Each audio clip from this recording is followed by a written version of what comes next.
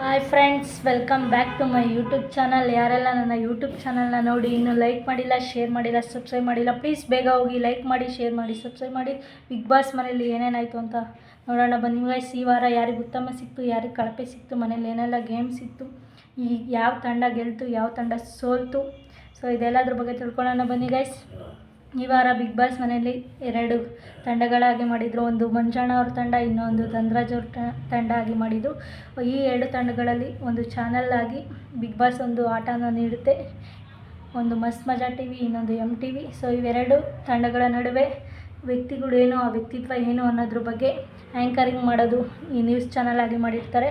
So ಅದರಲ್ಲೇ ಆ್ಯಂಕರಿಂಗಾಗಿ ಐಶ್ವರ್ಯ ಅವ್ರು ಮಾಡ್ತಾರೆ, ಇನ್ನೊಂದು ಚೈತ್ರ ಅವ್ರು ಮಾಡ್ತಾರೆ. ಐಶ್ವರ್ಯ ಅವರ ಆ್ಯಂಕರಿಂಗ್ ತುಂಬ ಚೆನ್ನಾಗಿರುತ್ತೆ. ಬಟ್ ಎದುರಾಳಿ ತಂಡ ಹೇಗೆ, ಆ ವ್ಯಕ್ತಿಗಳು ಹೇಗೆ ಅನ್ನೋದ್ರ ಬಗ್ಗೆ ನೀಡಿದಂಥ ಲೈನ್ಸ್ಗಳು ಕ್ಲಾರಿಟಿ ಇರಲಿಲ್ಲ, ಕರೆಕ್ಟಾಗಿರಲಿಲ್ಲ, ಸೇಫಾಗಿ ಮಾಡಿದ್ರು ಅಂತ ಮಂಜು ಅವ್ರ ಟೀಮು ಅಂತ ಅನ್ನಿಸ್ತು. ಅದು ಬಿಟ್ಟರೆ ಇನ್ನು ಚೈತ್ರ ಅವರು ಆ್ಯಂಕರಿಂಗ್ ಅಷ್ಟು ಚೆನ್ನಾಗಿ ಮಾಡಲಿಲ್ಲ ಅನ್ನೋದು ಬಿಟ್ಟರೆ ಅವ್ರು ಕೊಟ್ಟಂಥ ಲೈನ್ಸ್ಗಳು ಇರ್ಬೋದು, ಅವ್ರು ಆಡಿದಂಥ ಮಾತಿರ್ಬೋದು, ಸೊ ಅದು ತುಂಬ ಚೆನ್ನಾಗಿತ್ತು.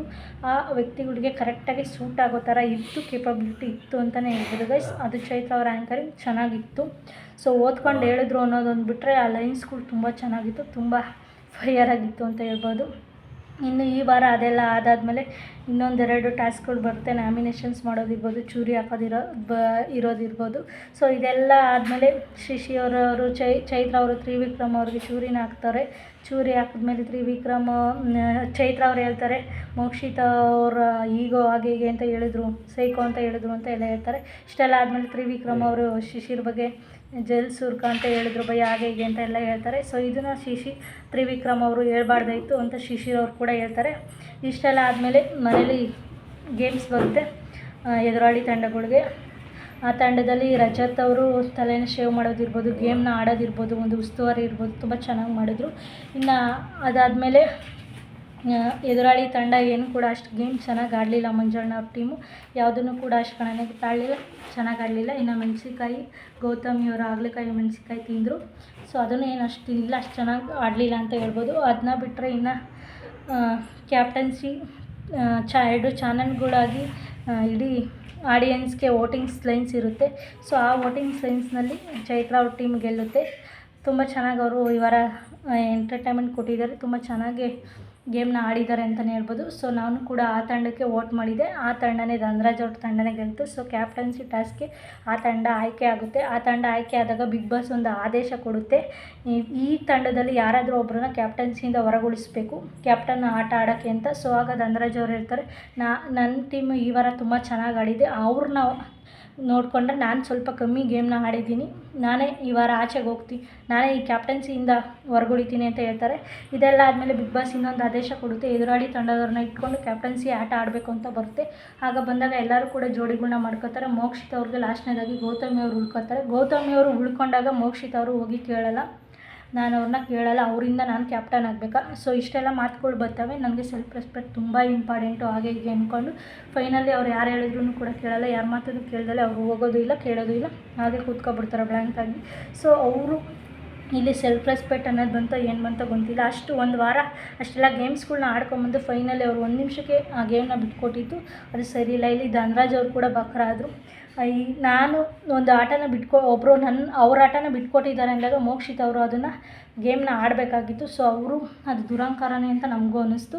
ಸೊ ಅದು ಬಿಟ್ಟರೆ ಗೌತಮಿ ಅವ್ರಿಗೆ ಇನ್ನೊಂದು ಅಡ್ವಾಂಟೇಜ್ ಸಿಗುತ್ತೆ ಕ್ಯಾಪ್ಟನ್ಸಿ ಆಟಕ್ಕೆ ಮನವೊಲಿಸೋದು. ಸೊ ಎಲ್ಲರೂ ಕೂಡ ಟೀಮ್ ಆಗಿರೋದ್ರಿಂದ ಯಾರು ಕೂಡ ಬರೋದಕ್ಕೆ ರೆಡಿ ಆಗಿರೋದಿಲ್ಲ. ಧನರಾಜ್ ಅವ್ರಿಗೆ ಇನ್ನೊಂದು ಅವಕಾಶ ಸಿಗುತ್ತೆ, ಸಿಕ್ಕಿದಾಗ ಅವರಿಬ್ಬರು ಬಾಲ್ಟಾಸ್ನ ಆಡ್ತಾರೆ, ಗೌತಮಿ ಅವರು ಗೆಲ್ತಾರೆ. ಸೊ ಗೌತಮಿ ಅವರು ಗೆದ್ದು ಈ ವಾರ ಕ್ಯಾಪ್ಟನ್ ಆಗ್ತಾರೆ. ಇನ್ನು ಟಾಪ್ 2 ಅಲ್ಲಿ ಶಿಶಿರ್ ಅವರು, ಗೌತಮಿ ಅವರು ಇರ್ತಾರೆ. ರಜತ್ ಅವರು ಕೂಡ ತುಂಬ ಚೆನ್ನಾಗಿ ಕ್ಯಾಪ್ಟನ್ಸಿ ಆಟನ ಆಡಿರ್ತಾರೆ. ಸೊ ಫೈನಲಿ ಗೌತಮಿ ಅವರು ಕ್ಯಾಪ್ಟನ್ ಆಗ್ತಾರೆ. ಯಾರೋ ಗೆಲ್ಲಬೇಕಾಗಿತ್ತು, ಯಾರೋ ಹೋಗಿ ಗೆದ್ದರು. ಸೊ ಮೋಕ್ಷಿತ್ ಅವರು ಈ ಆಟನ ಬಿಟ್ಕೊಟ್ಟಿದ್ದು ನಿಜಕ್ಕೂ ಕೂಡ ಚೆನ್ನಾಗಿರಲಿಲ್ಲ. ಈ ವಾರ ತುಂಬ ಚೆನ್ನಾಗಿ ಚಾನಲ್ಸ್ ಇರ್ಬೋದು, ಗೇಮ್ಸ್ ಇರ್ಬೋದು, ನಾಮಿನೇಷನ್ಸ್ ಇರ್ಬೋದು, ಇದೆಲ್ಲ ತುಂಬ ಚೆನ್ನಾಗಿತ್ತು. ಇನ್ನೊಂದು ಧನರಾಜ್ ಅವ್ರಿಗೆ ಕ್ಯಾಪ್ಟನ್ ಆಗಿರೋದ್ರಿಂದ ಬಿಗ್ ಬಾಸ್ ಒಂದು ಆದೇಶ ನೀಡುತ್ತೆ, ಇಬ್ಬರನ್ನ ಸೇವ್ ಮಾಡಬೇಕು, ಇನ್ನು ಫಸ್ಟು, ಸೆಕೆಂಡು, ಥರ್ಡು, ಫೋರ್ತು ಆ ರೀತಿ ವ್ಯಕ್ತಿಗಳನ್ನ ಹೇಳ್ಕೊಂಡು ಹೋಗಬೇಕು ಅಂತ. ಧನರಾಜ್ ಅವರು ಇಬ್ಬರನ್ನ ಸೇವ್ ಮಾಡಿದಂಥ ರೀಸನ್ಸ್ ಇರ್ಬೋದು, ತುಂಬ ಚೆನ್ನಾಗಿತ್ತು, ಸೇವ್ ಮಾಡಿತ್ತು. ಇನ್ನು ಫಸ್ಟಿಂದ ಹಿಡಿದು ಒಬ್ಬ ವ್ಯಕ್ತಿನ ಲಾಸ್ಟ್ವರೆಗೂ ತೊಗೊಂಡೋಗ್ಬೇಕು ಅನ್ನೋದು ಬಂದಾಗ ಅವರು ಇಷ್ಟು ದಿನ ಆಡ್ಕೊಂಬಂದಿರೋ ಆಟಗಳನ್ನ ಇವ್ರು ಏನು ಗಣನೆಗೆ ತಗೊಳ್ದಲೆ ಒಂದು ಜಿಲೇಬಿ ಮ್ಯಾಟ್ರನ್ನ ಇಟ್ಕೊಂಡು ಇವ್ರು ಫಸ್ಟು, ಇವ್ರು ಸೆಕೆಂಡು, ಇವ್ರು ಫೋರ್ತು, ಇವ್ರು ಲಾಸ್ಟು ಅಂತ ಇಟ್ಟಿತ್ತು. ಅದು ಒಂದು ಕಾಮಿಡಿಯನ್ನಾಗಿ ಅದು ಕಾಮಿಡಿಯನ್ ಥರನೇ ಕಾಣಿಸ್ತು. ಇದೊಂದು ಸಿಲ್ಲಿ ಅಂತಲೇ ಅನ್ನಿಸ್ತು. ಇದು ಧನರಾಜ್ ಅವ್ರು ಮಾಡಿತ್ತು. ಇದು ನಮಗೆ ನಗು ಬರ್ತಿತ್ತು ಅದನ್ನ ನೋಡೋಕ್ಕೆ. ಅದೊಂದು ಧನರಾಜ್ ಅವ್ರು ಮಾಡಿದ್ದು ಚೆನ್ನಾಗಿರಲಿಲ್ಲ. ಇನ್ನು ಓವರಾಲ್ ಈ ವಾರ ಮನೆ ಕ್ಯಾಪ್ಟನ್ಸಿ ತುಂಬ ಚೆನ್ನಾಗಿ ನಿಭಾಯಿಸಿದ್ದಾರೆ. ತುಂಬ ಚೆನ್ನಾಗಿತ್ತು ಅಂತಲೇ ಹೇಳ್ಬೋದು. ಈ ವಾರ ಕ್ವಾಟ್ಲೆ ಕೊಟ್ಟಿದ್ದು ಧನರಾಜ್ ಅವರು ಜಾಸ್ತಿ, ಚೈತ್ರ ಅವರು ಅಂತ ಹೇಳ್ಬೋದು. ಇದೆಲ್ಲ ಆದಮೇಲೆ ಈ ವಾರ ಉತ್ತಮ ಕಳಪೆ ಅಂತ ಬರುತ್ತೆ. ಈ ವಾರದ ಉತ್ತಮ ಬಂದ್ಬಿಟ್ಟು ರಜತ್ ಅವ್ರು ಆಗಿರ್ತಾರೆ. ಈ ವಾರ ಉತ್ತಮ ಮನೆಯವರು ಕರೆಕ್ಟಾಗಿ ರಜತ್ ಅವ್ರಿಗೆ ಕೊಟ್ಟಿದ್ದಾರೆ. ಖಂಡಿತವಾಗ್ಲೂ ರಜತ್ ಅವ್ರಿಗೆ ಈ ವಾರ ಉತ್ತಮ ಕೊಟ್ಟಿದ್ದಾರೆ. ರಜತ್ ಅವರು ಪ್ರತಿಯೊಂದು ಟಾಸ್ಕಲ್ಲಿ ಇರ್ಬೋದು, ಒಂದು ತಲೆ ಶೇವಲ್ಲಿ ಇರ್ಬೋದು, ಪ್ರತಿಯೊಂದು ಇಂಥ ಟಾಸ್ಕಲ್ಲಿ ಇಲ್ಲ, ಇಂಥ ಒಂದು ಅಗ್ರೆಷನ್ಸಲ್ಲಿ ಇಲ್ಲ, ಇಂಥ ಒಂದು ಉಸ್ತುವಾರಿಲಿ ಇಲ್ಲ ಅನ್ನೋಂಗಿಲ್ಲ. ಈ ವಾರ ಹೋದ ವಾರ ಕಳಪೆ ತಂದಿದ್ದಾರೆ, ಈ ವಾರ ಉತ್ತಮ ತಂದಿದ್ದಾರೆ ರಜತ್ ಅವರು. ಸೊ ಉತ್ತಮ ಕೊಟ್ಟಿರೋದು 100% ಕರೆಕ್ಟ್. ಇನ್ನು ಕಳಪೆ ಬಂದ್ಬಿಟ್ಟು ಚೈತ್ರ ಅವ್ರಿಗೆ ಕೊಟ್ಟಿತ್ತು. ನನಗೆಲ್ಲ ಸರಿ ಅನ್ನಿಸ್ಲಿಲ್ಲ.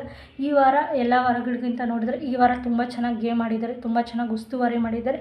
ಸೊ ಅವರ ಮಾತು ಎಲ್ಲರಿಗೂ ಕೂಡ ಇರಿಟೇಷನ್ಸ್ ಆಗುತ್ತೆ, ನೋಡೋಕ್ಕೂ ಕೂಡ ಇರಿಟೇಷನ್ಸ್ ಆಗುತ್ತೆ. ಬಟ್ ಈ ವಾರ ನಮಗೇನಷ್ಟು ಇರಿಟೇಷನ್ಸ್ ಆಗಲಿಲ್ಲ. ಅವರ ಮಾತೇ ಒಂದು ಇರಿಟೇಷನ್ಸ್ ಅಂತ ಅಂದ್ಕೊಂಡು ಈ ಜನಗಳು ಕಳಪೆ ಕೊಡೋದು ಇದೆಷ್ಟು ನನಗೆ ಸರಿ ಅನ್ನಿಸ್ಲಿಲ್ಲ. ಈ ವಾರ ಓವರಾಲ್ ನೋಡಿದ್ರೆ ತುಂಬ ಚೆನ್ನಾಗಿ ಅವರೊಂದು ಚಾನಲ್ಸ್ಗಳ ಬಗ್ಗೆ, ಒಬ್ಬ ವ್ಯಕ್ತಿಗಳ ಬಗ್ಗೆ ಮಾತಾಡೋದಿರ್ಬೋದು, ಒಂದು ಎಂಟರ್ಟೈನ್ಮೆಂಟ್ ಇರ್ಬೋದು. ಸೊ ಓವರಾಲ್ ನೋಡಿದ್ರೆ ಈ ವಾರ ಚೈತ್ರ ಅವ್ರಿಗೆ ಕಳಪೆ ಕೊಟ್ಟಿರೋದು. ಈಸಿಯಾಗಿ ಒಬ್ಬ ವ್ಯಕ್ತಿ, ಆ ವ್ಯಕ್ತಿನ ನನಗೆ ಕಂಡ್ರೆ ಆಗಲ್ಲ, ಅದಕ್ಕೆ ಅವ್ನ ಮಾತು ಇರಿಟೇಷನ್ಸ್ ಆಗುತ್ತೆ ಅಂತ ಕಳಪೆ ಕೊಟ್ಟರೆ ಆ ಕಳಪೆ ಪದಕ್ಕೂ ವ್ಯಾಲ್ಯೂಸ್ ಇರೋಲ್ಲ, ಉತ್ತಮ ಪದಕ್ಕೂ ವ್ಯಾಲ್ಯೂಸ್ ಇರೋಲ್ಲ. ಇದು ಕೊಟ್ಟಿದ್ದು ನನಗೆ ಸರಿ ಅಂತ ಅನ್ನಿಸ್ಲಿಲ್ಲ ಕಳಪೆ ಚೈತ್ರ ಅವ್ರಿಗೆ. ಇಷ್ಟೆಲ್ಲ ಬಿಟ್ಟು ಯಾರು ಮೋಕ್ಷಿತ್ ಅವರ ಈಗೋ ಇಂದ ಹಿಡಿದು ಗೌತಮ್ ಅವ್ರಿಗೆ ಒಂದು ಕ್ಯಾಪ್ಟನ್ಸಿ ಆಪರ್ಚುನಿಟಿ ಸಿಗುತ್ತೆ. ಅವರು ಕೂಡ ಗೌತಮ್ ಅವರು ಬಿಟ್ಕೊಡ್ತಾರೆ. ಇವ್ರು ನನಗೆ ಇದು ಮಾಡ್ತಿದ್ದಾರಲ್ಲ ಅಂತ ಗೌತಮ್ ಅವ್ರು ಕೂಡ ಬಿಟ್ಕೊಡ್ಬೋದಾಯಿತು ಅವರು ಕ್ಯಾಪ್ಟನ್ಸಿನ. ಆದರೆ ಅವ್ರು ಬಿಟ್ಕೊಡ್ಲಿಲ್ಲ. ಅವರು ಮೂರ್ಖರಾಗಿಲ್ಲ, ಇಲ್ಲಿ ಮೂರ್ಖರಾಗಿತ್ತು ಮೋಕ್ಷಿತ್ ಅವರು. ಅದು ಅವ್ರಿಗೆ ಈ ವಾರ ಗೊತ್ತಾಗುತ್ತೆ. ಸುದೀಪ್ ಸರ್ ಹೇಳ್ತಾರೆ. ಇಷ್ಟೆಲ್ಲ ಈ ವಾರ ಗೇಮ್ಸು, ಚಾಲೆಂಜ್ಸು, ಎಂಟರ್ಟೈನ್ಮೆಂಟು, ನಾಮಿನೇಷನ್ಸ್ ಇಷ್ಟೆಲ್ಲ ಇತ್ತು. ಸೊ ಈ ವಾರ ಧನರಾಜ್ ಅವರ ಕ್ಯಾಪ್ಟನ್ಸಿ ತುಂಬ ಚೆನ್ನಾಗಿತ್ತು. ಒಬ್ಬ ವ್ಯಕ್ತಿನ ಫಸ್ಟು ಲಾಸ್ಟ್ವರೆಗೂ ಇಕ್ಕೋದು ಅದೊಂದು ಬೇಜಾರಿತ್ತು. ಸಿಲ್ಲಿಯಾಗಿ ಕೊಟ್ಟರು, ಅದು ನಿಜಕ್ಕೂ ಸರಿ ಇಲ್ಲ. ಅದು ಬಿಟ್ಟರೆ ಈ ವಾರ ತುಂಬ ಚೆನ್ನಾಗಿತ್ತು. ಗೇಮ್ಸ್ ಇರ್ಬೋದು, ಚಾಲೆಂಜಸ್ ಇರ್ಬೋದು, ಅವಳೆಕಾಯಿ ತಿನ್ನೋದಿರ್ಬೋದು, ಮೆಣಸಿನ್ಕಾಯಿ ತಿನ್ನೋದಿರ್ಬೋದು, ತಲೆ ಶೇವ್ ಮಾಡೋದಿರ್ಬೋದು, ಒಬ್ಬ ವ್ಯಕ್ತಿನ ಮೇಲೆ ನಿಲ್ಲಿಸ್ಕೊಂಡು ಆಟ ಆಡೋದಿರ್ಬೋದು. ಸೊ ಇದೆಲ್ಲ ತುಂಬ ಸಖತ್ತಾಗಿತ್ತು. ಅಗ್ರೆಷನ್ಸ್ ಇರ್ಬೋದು, ಕಾಮಿಡಿ ಇರ್ಬೋದು, ಜಗಳ ಇರ್ಬೋದು, ಫನ್ ಇರ್ಬೋದು, ಇದೆಲ್ಲ ಈ ವಾರ ತುಂಬ ಸಖತ್ತಾಗಿತ್ತು.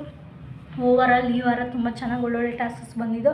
ಇನ್ನು ಬಿಗ್ ಬಾಸ್ ಬಗ್ಗೆ ಅಪ್ಡೇಟ್ಸ್ ಕೊಡ್ತೀನಿ. ಪ್ಲೀಸ್ ಗೈಸ್, ನನ್ನ ಯೂಟ್ಯೂಬ್ ಚಾನಲ್ನ ನೋಡಿ, ಲೈಕ್ ಮಾಡಿ, ಶೇರ್ ಮಾಡಿ, ಸಬ್ಸ್ಕ್ರೈಬ್ ಮಾಡಿ. ಒಳ್ಳೊಳ್ಳೆ ಕಂಟೆಂಟ್ನ ಮಾಡೋಕ್ಕೆ ಮೋಟಿವೇಶನ್ ನೀವು ಗೈಸ್.